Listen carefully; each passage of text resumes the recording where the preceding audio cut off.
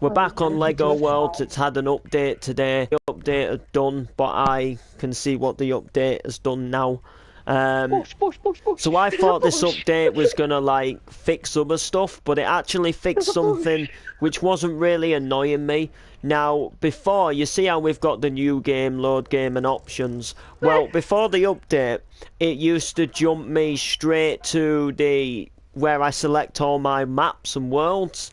So it's kind of like, say you load into Minecraft and say, you know, you've got the menu where it has like the play game, mini games. It would be like loading Minecraft but missing that menu out and going straight to join game, create world and load world, if that makes sense. So I see now that they've added this back and they've fixed that. But I do want to have a look further into if they've actually fixed any of my other sort of bug fix requests. Well, I've not requested to them, but bug fixes I would like them to fix, if that makes sense. Bug fixes that I wish they would fix. Now, there's two really annoying bug fixes what are really annoying me at the moment. And one of the bugs is when you're, say if you're placing a block down. So say if you're like high up in you know, maybe like the top of your building type thing, if you try to build down, it keeps like respawning the block up, if that makes sense. So what I mean by that is or you break like back to the top onto the top row, and then it's sometimes the same if you're building up, it will spawn your block back down at the bottom. And it's kind of really annoying. And the other bug fixes is when you place objects down, like say you hang a clock on the side of your building, or say you put like a little sign up on the side of your building. There's like a glitch. It's the same with like a photo as well. It like spawns up in the air. It like moves up. It like glitches and moves up, and it's really annoying because I'll show you exactly what I mean by it. So if we come over here, look, you see this clock here. You see how it's like moved up and it's now not touching the floor, the wall rather. And you see the same with this light. And then it also does the same here with the security camera and the light. And you can see that it's done the same with this light here. It's not made it touch to the ground, touch to the wall anymore.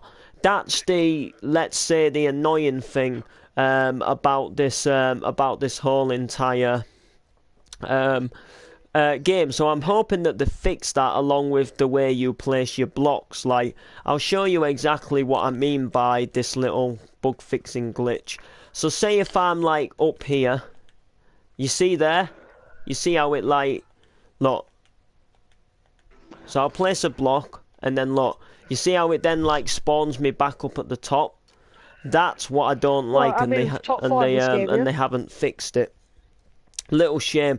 I thought there was going to be more in the update. However, they seem to have fixed the disappearing glitch, which was, you know, one of my main features. That we did that because I sniped over there. But you know, we are slowly but surely getting there. So what's coming up for me then? That's what I want to talk to you guys about. Is there anything clubbing year wise coming up at the moment? Clubbing year's kind of gone very dead. Nothing's ever really happened in a while. And the truth is, it's not at the moment. There's nothing in terms of clubbing year at the moment. I, however, have got an opportunity coming up very soon to go into a music studio and record some studio tracks, which is absolutely amazing. Now, as you guys know, I did my first gig last weekend at my local rugby club, and pretty much there was a band on before me.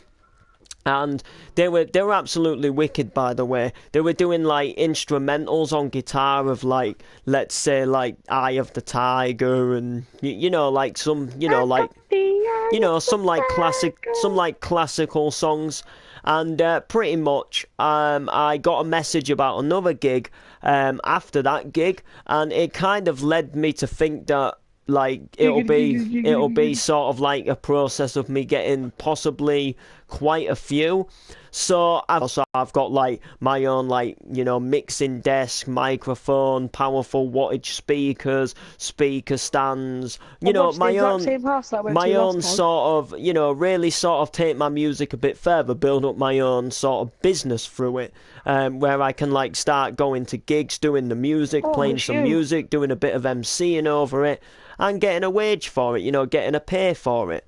And anyway, however, the guy who got me the first gig got in contact with the guy, one of the people, the main person who was in the band, who was at the same place as me last weekend, and told him that I was looking for equipment, because I originally asked the guy if he would get hold of the Elvis singer for me, but it turns out the Elvis singer is a little bit of a jerk apparently, and the Elvis singer is a little bit of a weird person. So the person who had the person who did the band sent me a message, and I'm going to read it to you guys.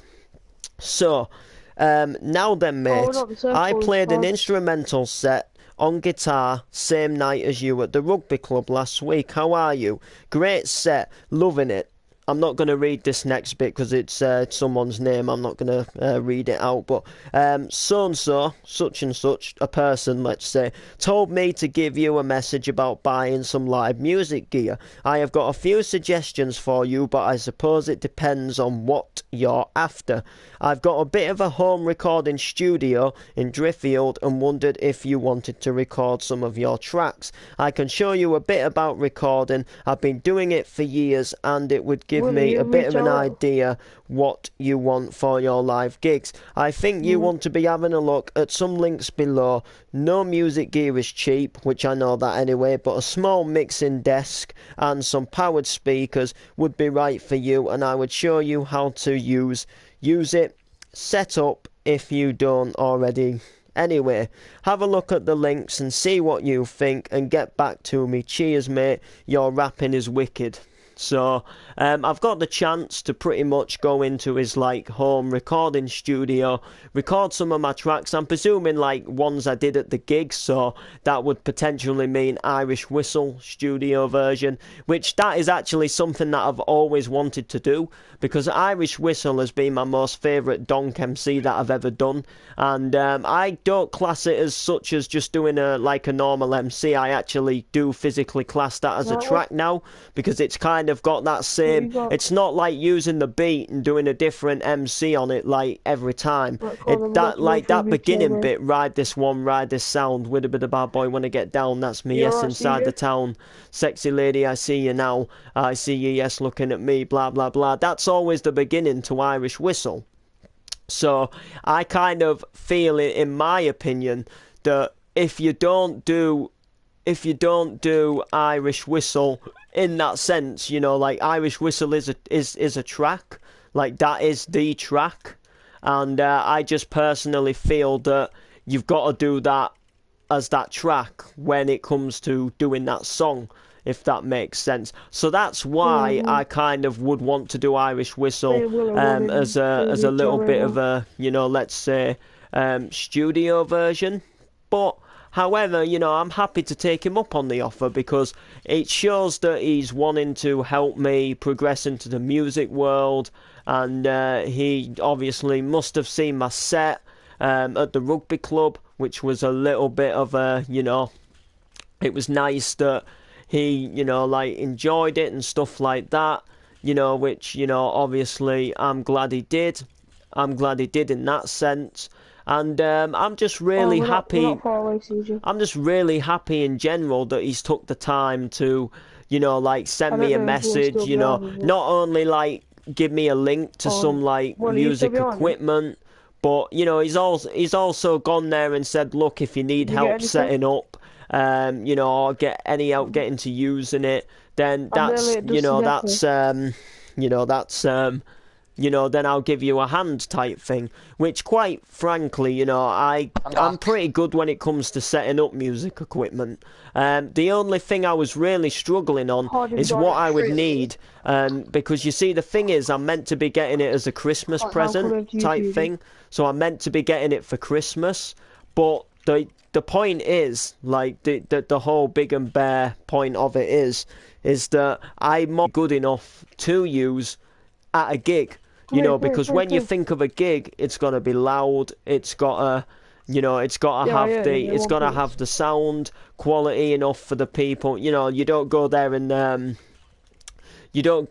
take a Bluetooth speaker, do you? Do you know what I mean? Like, you don't go and take a little £7 Bluetooth speaker and a £10 karaoke microphone for singing Disney songs. Like, you got to take like the big equipment, and they're not always cheap, and we don't, you know, have like we don't have a great ton of money to spend. Just risk it. Which is, you know, obviously another reason why we wanted it to be cheap type thing, and why we wanted to make sure that it was going to be that it was going to be the right thing for us to do, and make sure that we weren't going to go ahead and mess this up. And you know, I think alternatively, we should do all right. So yeah, it's definitely going to be good. It's definitely going to help me in my music journey. But you know, guys, that's just the way it is. But another thing I've also got to let you guys know is there actually is another famous family member in the family. Now, I didn't want to talk about this in any streams until the dust got settled. But if you guys are currently not aware, I have mentioned a bit about this on stream before. My granddad used to be a professional motorbike racer, and he did one of the most dangerous races in the world, which is the Isles of Man TT. Well, he did the Manx Grand Prix, which is basically the classic bikes. So in June, you've got these sort of like up-to-date bikes, like the bikes we have now, like the new Hondas and the new Yamaha R1s, you know what, like break up to like 200 miles per hour. But then you have the classic Manx, which is like all the Manx Nortons and, you know, the really old like Hondas and stuff like that, you know, from back in the day. And back in the day, he raced on a Manx Norton. And he did about 22 Manxes. So he went over 22 years and physically raced, did laps around the track. However, he went through a little bit of time where his knees got bad. He got old, his knees seized up, and hips, mainly hips, and he could no longer get on the bike no more. And it meant that obviously he had to give up doing what he was going to do, and the bike just more or less remained sat in our, you know, in a shed in our garden for a good sort of nearly 20 years, about 19 years, maybe about 20 years. I think he stopped like about a year before I was born. And anyway, recently we've decided that it's time we did something with it. So we sold it. We sold it by a antiques company.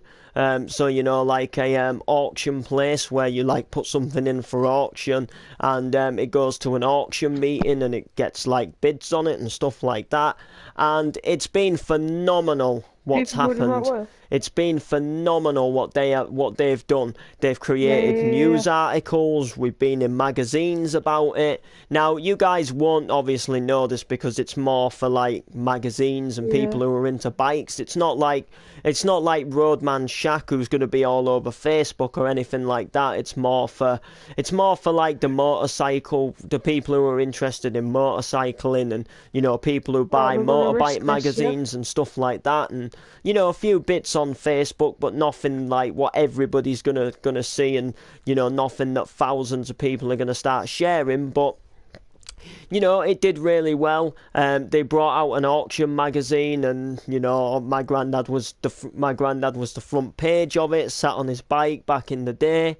And it went for the auction, and there was a particular person who was bidding on our bike, and we wanted them to bid on it, and the people who were bidding on it was a motorcycle museum from the Isles of Man. So if you don't know the Isles of Man, there's a place called Derby, and the new motorcycle museum a couple of years ago got built there. like a really big, like sort of big glass modern museum, just to get filled with bikes and classic bikes and just bikes what are worth stuff in general. Whoa.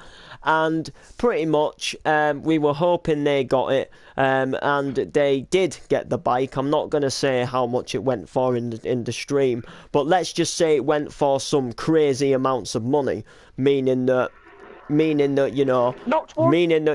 it didn't just go for a couple of £100. It went for Knocked one.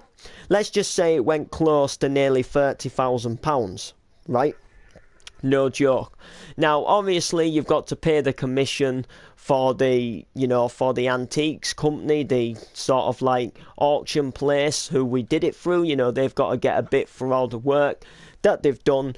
But it went for some crazy amounts, and it's gone to a museum.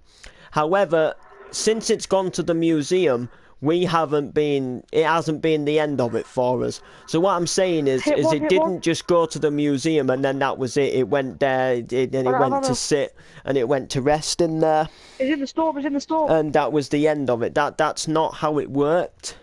It's actually been in another magazine since, and we've now been offered to be flown over with our flights paid for and a night in a good hotel for my granddad to go to the museum and make a movie about his bike and explain about it at this museum for an actual recorded film.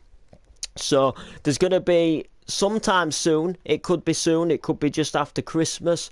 No one knows where I will be, not online for a couple of days, as I will be flying out just for 1 to 2 days and then flying back again once we've done what we've needed to do. But I thought I'd let you guys know because I think it's quite good news actually. Like I'm pleased for him because he's put the work in with his racing, and everything he's got he's deserved. So I'm like, I'm chuffed for him really, and I couldn't be happier for him in a way really. It's it's good. I'm really pleased that he's that it's gone the way it has for him, because that obviously supply drop. That obviously means now that he's going to be happy with what's happened to it. And I just personally, in all fairness, think that that it obviously has gone to the right place, and it's gone home. It's not necessarily let's say just gone to the right place, but it's gone home. It's gone to where it belongs. It had a Peel fairing on it, which was obviously made in Peel, which is which is in the Isle of Man.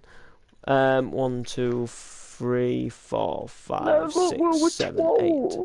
1, 2, 3, 4, 5, 6. That means we're literally 2 teams off winning. 9. So yeah, it's gone to be happy, and it's gone to. What are you doing? It's gone to live a life, hasn't it? And yeah, so a couple of things happening, couple of good things coming up. Very pleased with what is coming up and stuff like that. There's nothing really in this Lego Worlds update. Like we're doing a bit of building on our city, got the but bandages left, Will.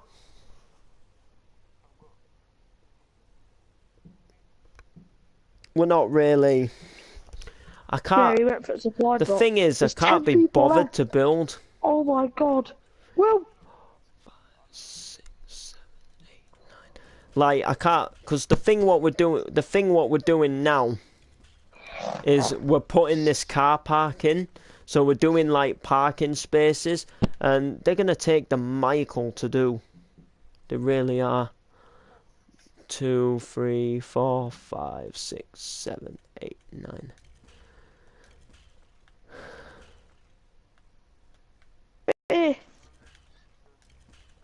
We're getting better. So yeah, we are like coming together. We're getting some in lot. We got to do some more around here, and there's a lot that we need to do. It's not as easy as you think. We've got the arrows to do. We've got the arrows to do for the drive-through. We've got, there's a fair few things to do. Really, we're not calling this thing done just yet. Squad 11 hours 23 minutes. Duo 9 hours 15 minutes. Solo 3 hours 20 minutes.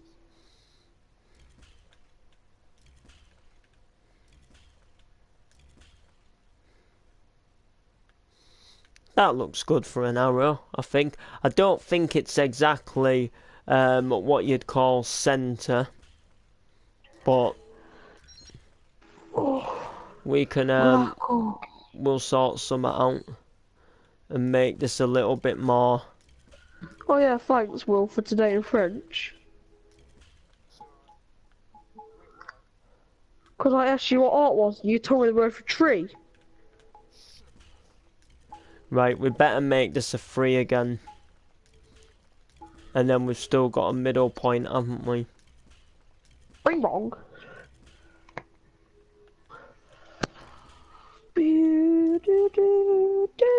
Yeah, I like that. I think that's gonna do for me as an arrow. Really? It points us all in the right direction. That's all we need it to do, really, isn't it? That's all we need it to do.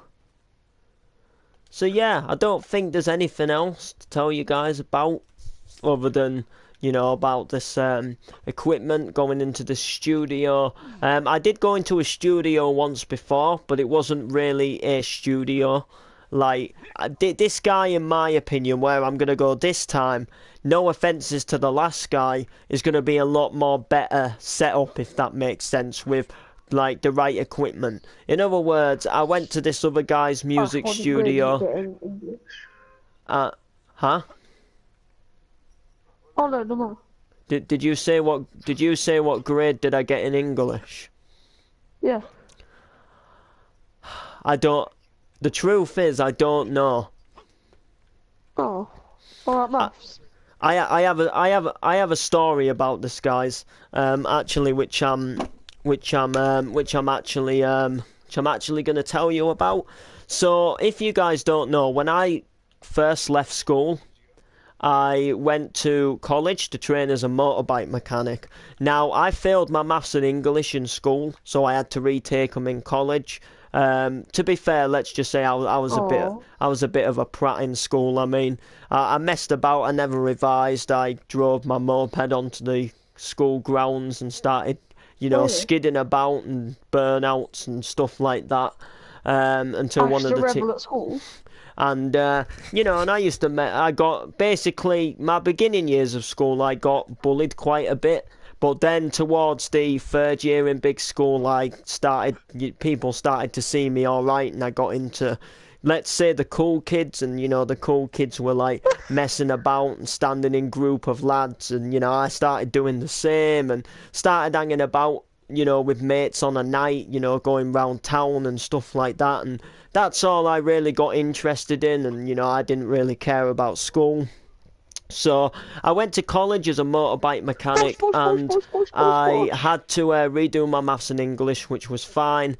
And I passed my maths. I got something like a C or a B after redoing it in college.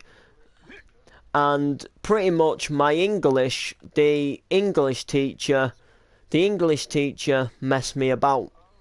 And when I say mess me about, I got one. I completely mean that she messed me about. Now, she was a midget and she was called Bridget, and I know that rhymes. But she was a little short girl. She was a little short girl with grey hair and glasses, and she always used to have a whiny, nitty, naggy voice. And pretty much, I was supposed to go in to redo an English exam. And pretty much what happened is You were stood right here, I'm fucking next to you. pretty much what happened is I got sent a letter to say that I had to go for this exam, and for some reason I got my letter later than everybody else. So the English teacher said, you know, go on a day when it's not college, you're gonna have to go through and do this exam. So I went through and I did this English exam, and I can't tell you if I passed or not, you know, or whether I did good or bad. And about a week to a couple of weeks later, the English teacher had a massive go at me, saying that I never attended the English exam, and going on about that I've still not done the English exam when I need to do it. And I said I went and did the English exam, and she said no you didn't, and it was coming to the end of college, it was coming to the end of first year, and she said I'm gonna have to send you another letter for a time, but it's probably gonna have to be in the summer holidays, so you'll have to go like the first week of the summer holidays. So I was thinking, I've already done this, but I'll just wait for another letter and do it again. And lo and behold, I didn't get another letter. I did not receive another letter. Now, the thing is if you want to go on to the level 2 for the motorbike mechanics, you have to have your maths and your English passed, and you have to show them a letter. Now, I passed my maths, and I got the grade for it. Good old Anthony gave me his letter and all of that stuff. But my English teacher claimed I didn't do this exam and said I had to do it in the summer holidays on a day what I never got the letter for. So even if I wanted to go back on the level 2, I couldn't, because I never got the letter to say that I'd passed my exams. And apparently she still claimed that I hadn't done my exams, that I hadn't done the exam which I'd need to do to pass. So technically I did sit an exam, but I never got any results received to show whether I passed or not. So as I'm back to the question which was asked about 5 minutes ago, I don't know if I passed, because I was supposed to find out, but I never found out. So pretty much the English teacher was a fat midget, a jerk, and I can't stand her, and I never want to see her again. A fat midget, a jerk? Yeah, pretty much. And that's obviously the way it goes. And that's the way it is. And that's the way it's gonna be. I hope I never see her again.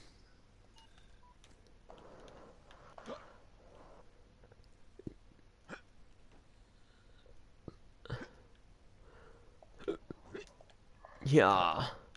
Oh, we're grinding on the wall. The man? Oh, the bush as well. They must have spotted me. Yo. Here we go.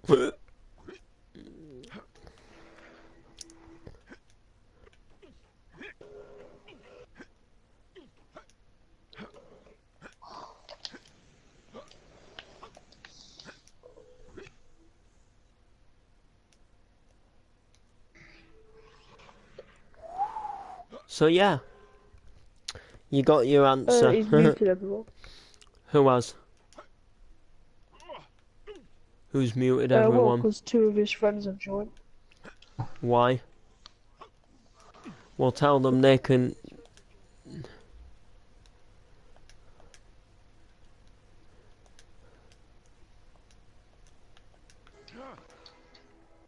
Yeah, they're both gone now. Oh yeah, they've gone. Because every time someone's plays COD World War 2, it's always getting me started. Did anyone else just hear that? What?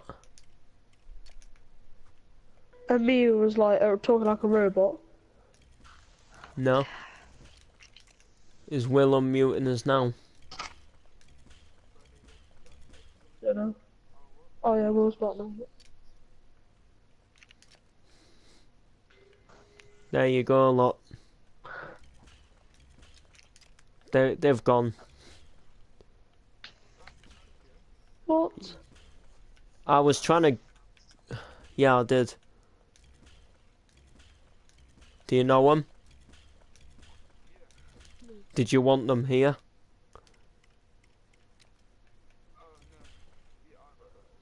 Can anyone hear me?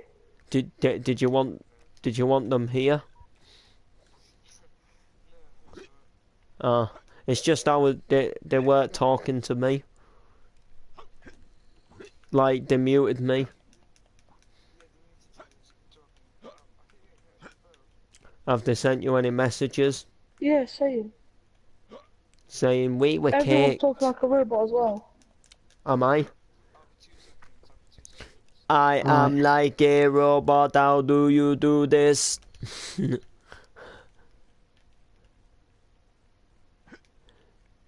Lol. I'm gonna leave the stream anyway, guys. Bye bye. Like, subscribe, comment. Peace. Huh?